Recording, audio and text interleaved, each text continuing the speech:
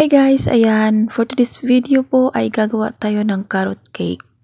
So ayan, inano ko muna yung carrots, inuna ko siyang kudkurin muna.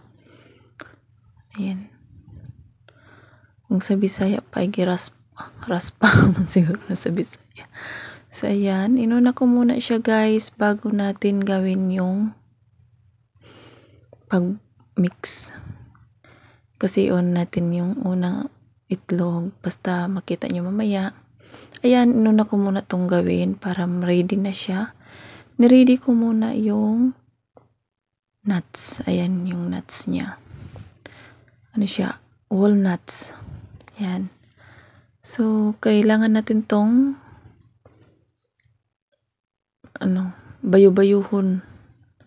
Basta kailangan siyang maging hindi naman masyadong durog. Basta durugin nyo lang, hindi naman masyadong durog talaga.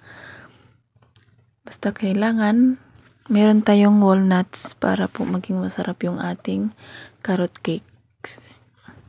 Carrots cake. So, ayan nga po guys. Pasensya na kayo sa aking pagsasalita. Ayan. Dinudurog ko na siya. Kung sa Bisaya ay gibayo. Gibayo-bayo na ko. Gamay kayong bayo na aman me. So, ayan na yung ready na yung natin. Ang una nating ilagay ay mantika. Pero yan, ipakita ko muna yung mga ingredients yan po. Pero yung inuna kong lagay dyan, maya-maya ay ilalagay natin yung mantika, itlog, sugar na white at saka brown. Yun ang pinakauna nating ilagay. So, yan yung mga ingredients niya. Simple lang naman yung ingredients niya. So, ayan yung itlog at asukal na brown at saka white. Lalagay natin, tapos mantika. Siyempre. Yun ang una nating i-mix. I-mix lang natin siya ng maayos at pagkatapos ilagay na natin yung mga niya. I-mix muna natin siya.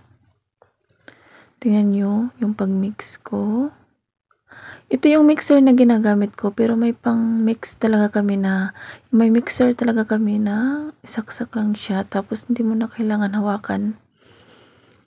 So, ito kasi, mas gusto ko kasi to gamitin kaysa doon.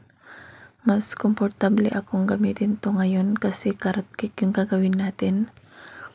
Mas okay siya kapag, ganito. Baka mas masanay kasi ako kapag yun ang gagamitin ko, yung isa naming mixer. So, mas easy lang yun kasi ilalagay mo lang lahat ng ingredients. Siya lang hindi mo na kailangang hawakan. Ito kasi kailangan mong gamitin ng kamay mo para mag-mix-mix. Masakit din sa kamay.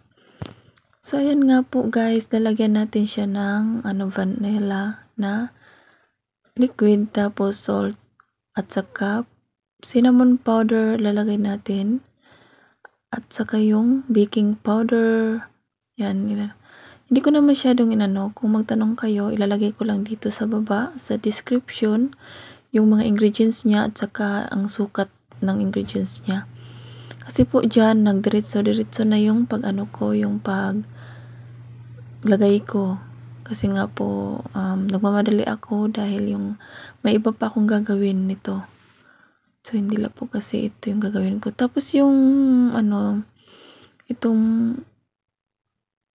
harina, kailangan natin ganitohin.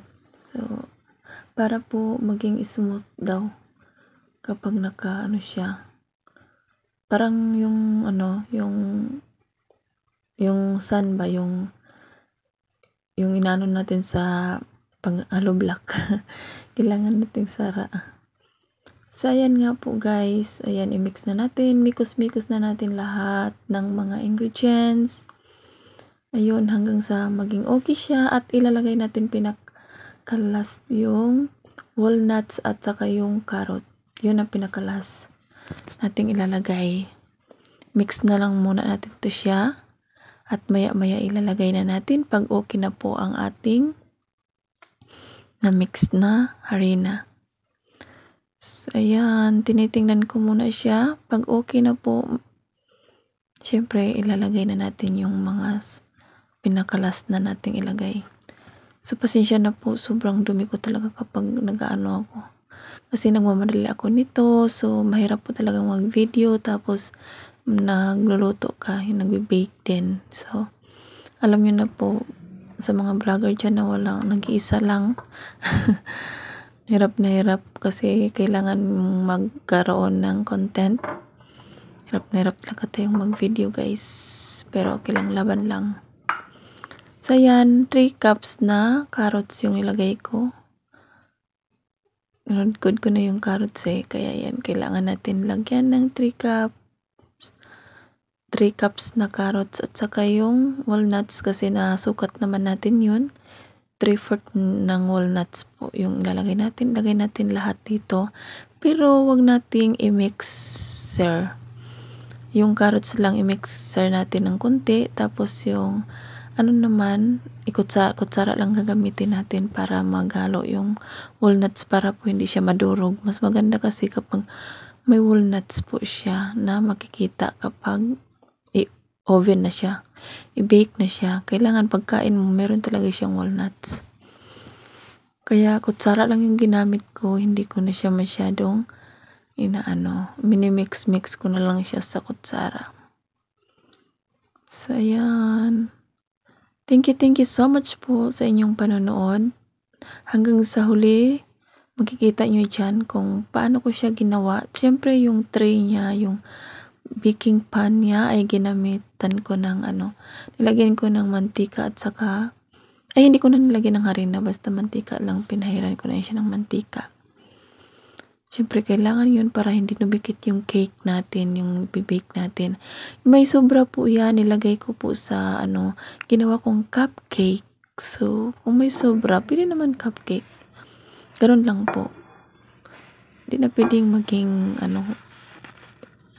hindi na pwede ilagay sa malaki. Hindi din pwede ilagay dito lahat kasi maliit-liit yung lagayan ko. May sobra po talaga siya, nilagay ko sa pang cupcake na lagayan. So, may cake na tayo, may cupcake pa. So, masarap po to guys. Sobrang sarap ng carrots cake. Paborito ko to. Mas gusto ko siya kaysa sa masarap din naman yung yogurt cake, pero mas gusto ko to. Maano talaga yung lasa niya, ibang-iba talaga. Kaya sa Pinas baka kapag nagkaroon ako ng gusto ko maging negosyo to guys. Madali naman gumawa ng cake. Ang problema lang yung pag-decoration lang talaga guys. Kailangan mong matutunan yun. So yan, patuloy ko lang nilalagay yung ating yung na-mix natin. Ayan. Tapos, i-bake na natin. Maya-maya guys. Bake na.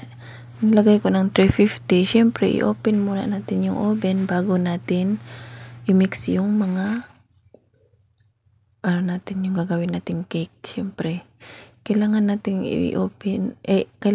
open yung oven muna. So, ayan na nga po. I-bake natin siya ng 45 minutes. Ayan, yung ating cupcake. Siyempre, nilagay ko dyan. Kasi, mamaya-maya, hindi naman siya magkasya. So, ayan, lagay ko sa 350. Tapos, bake ng 45 minutes. So, ayan ang ating cake. Yum, yum, yum. Let's eat. Sarap-sarap na nito. Sobra. Super sarap talaga. Kaya, try nyo gawin po guys sa inyong bahay. Hindi po kayong magsasawang ito yung ingredients ng decoration ko sa cake. Yung cream cheese, yan yung nilagay ko. At asukal na icing. Mix ko lang siya, tapos yan ilalagay ko siya sa cake decoration.